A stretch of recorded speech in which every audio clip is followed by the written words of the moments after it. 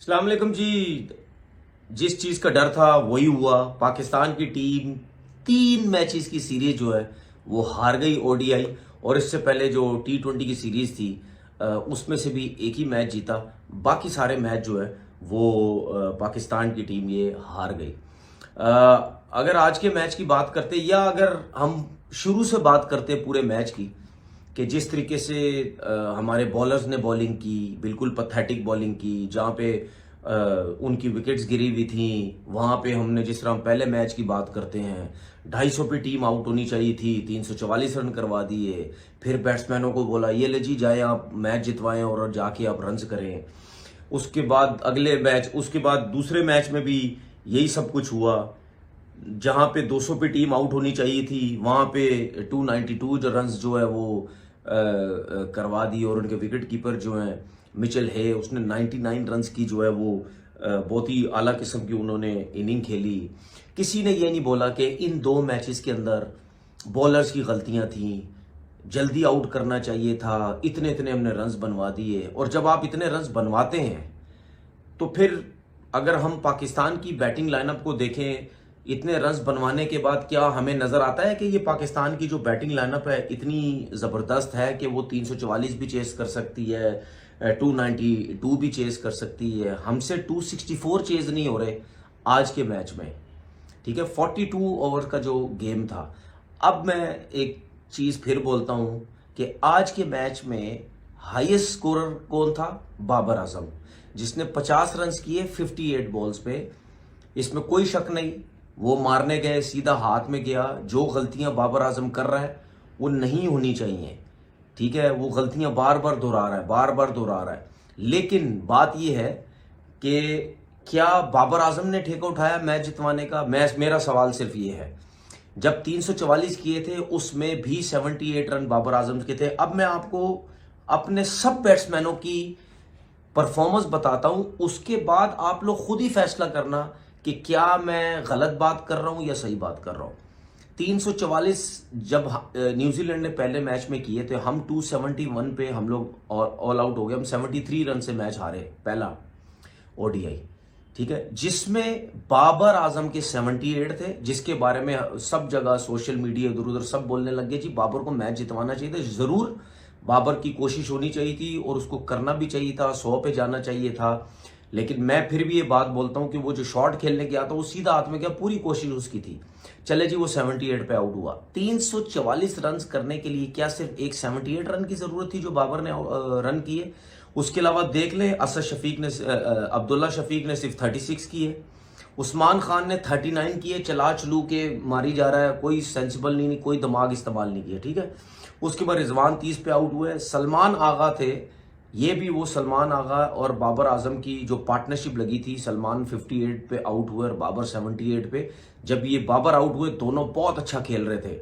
ठीक है, लेकिन उसके बाद आप देखें तैयब ताहिर कितनी जल्दी आउट हुए, इरफान खान 0 पे आउट हुए, नसीम मतलब 6-7 विकेटें ऐसे फटाफट करके आउट हो गए। लेकिन इसमें भी हाईएस्ट किसका था? बाबर आजम का था। अच्छा, उसके बाद हम आ जाते हैं दूसरे ओडीआई में। दूसरे ओडीआई में अब्दुल्ला शफीक 1, इमामुल हक 3, बाबर आजम 1, रिजवान 5, सलमान आगा 9, तैयब ताहिर 13। फ़हीम अशरफ ने 73 रन की जो इनिंग खेली थी वो उसने 73 रन की जो इनिंग खेली है। बाकी इसके साथ जो है नसीम शाह ने आके जो 50 की आई थिंक उसने जो इनिंग खेली थी। ठीक है, इस उसके अलावा और किसी ने कुछ नहीं किया। ये मैं आपको बता रहा हूं, अपनी पाकिस्तान की बैटिंग लाइनअप की बात कर रहे हैं। कर कोई कुछ नहीं रहा सिर्फ सिवाय सलमान आगा ने। मेन बैट्समैन कौन? बाबर के बाद बाबर ने 250 किए इन 3 ओडीआई में, और उसके बाद सलमान आगा मेन प्लेयर है जिसने एक 58 रन की इनिंग खेली है। ये फ़हीम अशरफ ने सेकंड ओडीआई में 73 रन की इनिंग खेली है। कहने का मकसद ये है कि ऊपर के 5 प्लेयरों में सिर्फ बाबर आजम भी 250 कर चुका है। आज के मैच की बात करते हैं, 264 किए, 265 करने थे 42 ओवर में। हाईएस्ट किसका? बाबर आजम 50 रन, उसके बाद अब्दुल्ला शफीक 33, इमामुल हक रिटायर्ड हो गए, उनको जो बॉल लगा, मेरी दुआ है कि वो ठीक हो, ज्यादा उनको इंजरी का मसला ना हो। ठीक है। उसके बाद उस्मान खान आए जी इसकी जगह, इमामुल्लाह की जगह, 12 रन किए। पता नहीं इसको किसने बोला हुआ ये T10 क्रिकेट है, आओ मारो रेलू कटे तरीके से, पता नहीं किस तरीके से बैटिंग कर रहा है, मेरी समझ से बाहर। और ऐसे लड़के जो हैं वो पाकिस्तान टीम के अंदर हैं, उन्होंने 12 किए। रिजवान 37, सलमान आगा 11, तैयब ताहिर अच्छी बैटिंग कर रहा था। बैड लग रही आखिरी जो जब नसीम शाह खेल रहे थे उस टाइम भी ऐसा लग रहा था कि शायद ये दोनों खेलते रहे तो ये मैच जीत जाएंगे, लेकिन 2 आउट एक साथ हो गए जिसकी वजह से पाकिस्तान ये मैच हार गया। तैयब ताहिर ने 33 रन जो है वो किए। तीसरे मैच में भी बाबर आजम टॉप में। अब मुझे सिर्फ मेरा सवाल है लोगों से, सिर्फ मैं यहां पे बाबर आजम को सपोर्ट नहीं कर रहा, बिल्कुल भी सपोर्ट नहीं कर रहा। मैं ये कह रहा हूं, क्या अगर कोई बैट्समैन मैच जितवाता है या अगर कोई बैट्समैन 100 करता है, सिवाय पहले मैच की बात कर रहा हूं मैं, पहले मैच की जो बाबर आजम 78 पे आउट हुआ जब 344 करने थे, सलमान आगा साथ खेल रहे थे, वो मैं मैच की बात करता हूं। उस मैच में बाबर आजम गलत आउट हुआ। वो मैच क्योंकि उसके साथ प्रॉपर एक बैट्समैन खेल रहा था, उसके बाद भी थे, उसमें गलत आउट हुआ बाबर आजम। वो अगर बाबर आजम 100 कर देता सलमान आगा के साथ चल के, वो मैच हम आराम से जीत सकते थे। लेकिन उसके बाद क्या हुआ, किसी ने कुछ नहीं किया। उस आज के मैच में किसी ने कुछ नहीं किया। अगर बाबर आजम 50 रन करके 58 बॉल पे आउट हुआ तो उसके बाद तो रिजवान भी था, उसके बाद तो तैयब ताहिर भी, उसके बाद फ़हीम अशरफ भी, उसके बाद सलमान आगा भी। ये 4 प्लेयर थे आपके पास, ठीक है। 100 बॉलों पे तकरीबन 135 कुछ रन चाहिए थे। क्या ये 4 प्लेयर 100 बॉलों पे 135 या इतने रन नहीं बना सकते? अगर बाबर आउट हुआ तो ये भी तो कुछ करते। कहने का मकसद ये है कि जब बाबर आजम की बात करते हैं ना कि वो मैच नहीं जितवा रहा, सब कुछ नहीं कर रहा, तो उसके साथ ये भी देखा करें कि जो अगर इतना बड़ा टोटल रन्स चेस कर रहे हैं, क्या उसके साथ बाकी प्लेयर्स रन्स कर रहे हैं या नहीं कर रहे।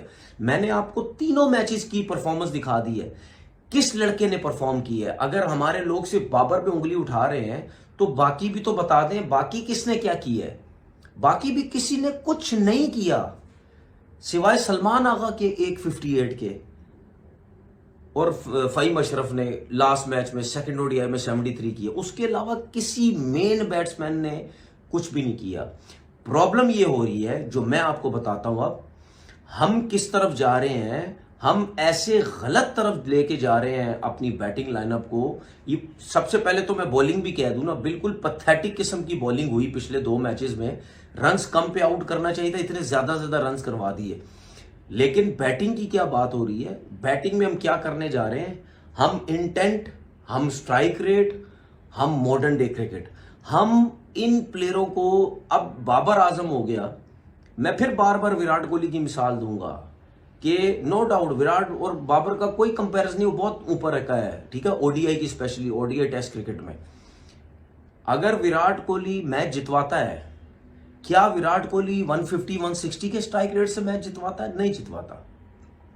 देखिए, अगर आप पुराने दौर पे चले जाए ना, जिस तरह जावेद मियांदाद खेलते थे या इंजमाम खेलते थे या और प्लेयर खेलते थे, वो उस दौर में भी इकोनॉमी लेके चलते थे कि 8 रन ओवर करना है, 9 करना है, 10 करना है, वो उसको लेके चलते थे।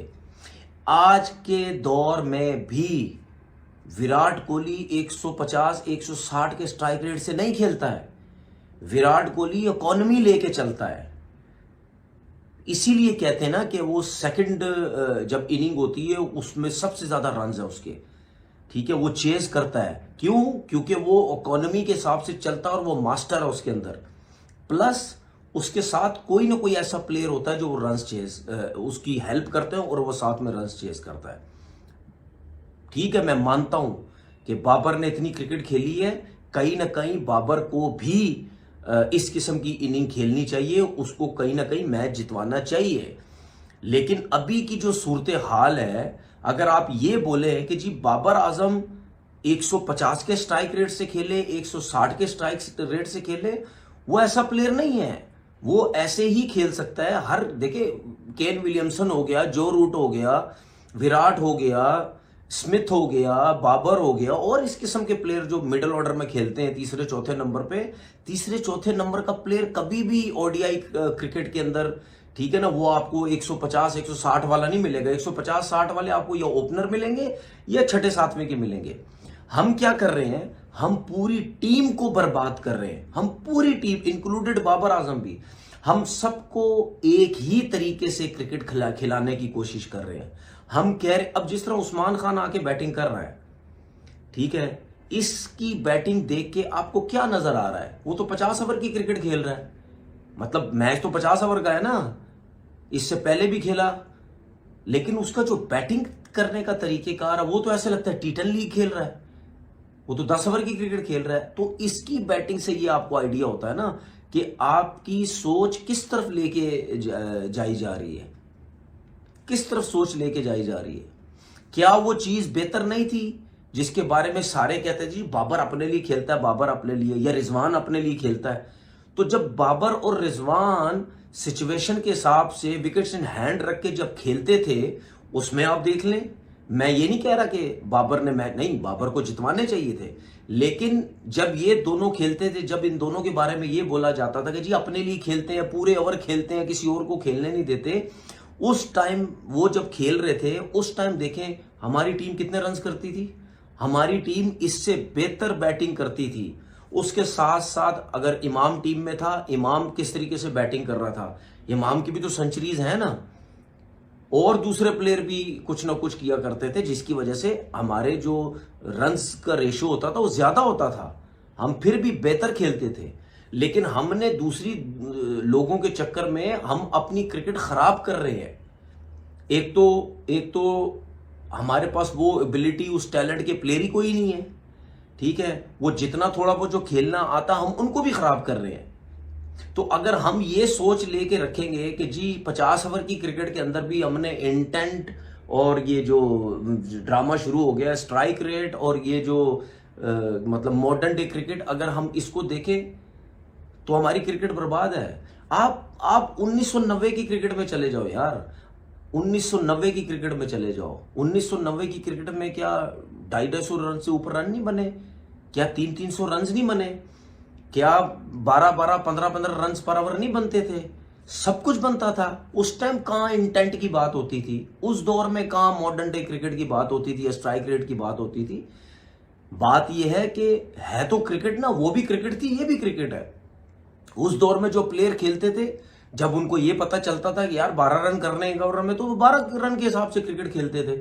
उस दौर में कौन से आपके पास ओपनर थे 150-60 के स्ट्राइक रेट वाले, या आपके पास छठे सातवें नंबर के थे 160 के स्ट्राइक रेट वाले? उस टाइम तो T20 क्रिकेट का तो दूर दूर तक कोई वो नजर नहीं था, नजर नहीं आता था कि T20 क्रिकेट कभी होगी भी आगे चल के। तो उस टाइम भी यही कुछ होता था। उस टाइम भी जब बॉलिंग अच्छी होती थी, टीम आपकी 200 पे आउट हुई है। दुनिया की टीमें 200 150 पे आउट हुए हैं, आपके सामने जाओ रिकॉर्ड निकाल के देखो, 100 के अंदर टीमें आउट हो गई। तो उस टाइम कौन सी वो होती थी क्रिकेट? सब वही है, बस अब ये जो शॉट्स डेवलप हो गए हैं, इसकी वजह से अब टेंशन लेने लग गए हैं कि जी T10 लीग में इतनी मार लगती है, T20। भाई T10 हो या 5 ओवर की क्रिकेट कर दो, 5 ओवर की क्रिकेट में और मार लगेगी। अब इसका मतलब ये नहीं है कि 5 ओवर की क्रिकेट में मार लग रही है, T10 में मार लग रही है, तो T20 में मार लग रही है तो हम 50 ओवर की क्रिकेट भी इन्हीं 3 फॉर्मेट की तरह खेलेंगे। ऐसा नहीं होता है।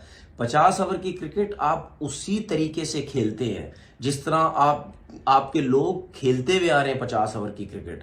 जहां पे रन्स बनेंगे वहां पे बैट्समैन ऑटोमेटिकली आपके रन्स बनाएंगे। जहां नहीं बन सकते, स्विंग हो रहा है, सीम हो रहा है, बॉल फंस रहा है, ब्रेक हो रहा है, वहां पे आप यही 240 250 60 रन की ही क्रिकेट खेलेंगे, इससे ज्यादा नहीं खेल सकते। तो अगर हमारे पास 1 से 2 प्लेयर है तो हम उनको क्यों बर्बाद कर रहे हैं तेज खिलाने के चक्कर में? भाई हर टीम के अंदर ये समझने की कोशिश करें, हर टीम के अंदर बाबर आजम या रिजवान इस टाइप के प्लेयर्स हैं जो बीच में तीसरे चौथे नंबर पे खेलते हैं। आपके सामने डेरिल मिचेल है यार, डेरिल मिचेल वनडे में नहीं खेलता, जो रूट वनडे में नहीं खेलता, स्मिथ वनडे में नहीं खेलता, केन विलियमसन वनडे में नहीं खेलते। ये कितने बड़े हिटर्स हैं। इस टाइप के प्लेयर्स आपको चाहिए जो मैच लेके चलते हो। उसके साथ साथ जो ऊपर के प्लेयर होते हैं, जो ओपनर्स होते हैं, वो ऐसे होने चाहिए सर्किल में, जो आपका उनका स्ट्राइक रेट थोड़ा सा बेहतर हो और मतलब डॉट बॉल्स कम खेलें, सर्किल का फायदा उठाएं। उसके साथ साथ मतलब तीसरे चौथे के बाद ये अपडेट थी जो आपके साथ शेयर करनी थी। उम्मीद है वीडियो आपको अच्छी लगेगी। वीडियो अच्छी लगे चैनल को लाइक, सब्सक्राइब और शेयर लाजमी कीजिएगा और बेल की आइकॉन को भी प्रेस कर लीजिएगा ताकि हर आने वाली नई वीडियो का नोटिफिकेशन आपको मिलता रहे।